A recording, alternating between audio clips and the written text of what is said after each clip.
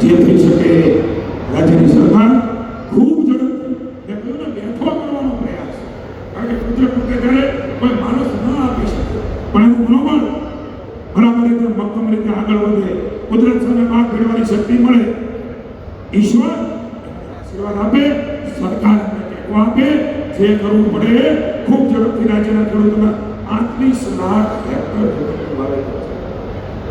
35 લાખ. મને હમણાં અમારા એસીએસ મેડમે કહ્યું લગભગ 15,000 ગામની અંદર નુકસાન આવું વ્યાપક પ્રમાણમાં ક્યારેય તારાજી આવ્યું હોય એવું બને રહ્યા.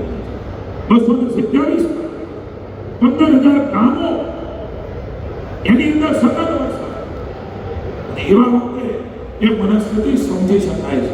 હું સમાજની વચ્ચે આવ્યો છું ત્યારે હું આપ સૌને મંત્રી તરીકે માનનીય મુખ્યમંત્રી વતી હું વિશ્વાસ અપાવું છું કે રાજ્યની ભારતીય જનતા પાર્ટીની સરકાર એક કદમ પણ ખેડૂત માટે પાછા નહીં પડે.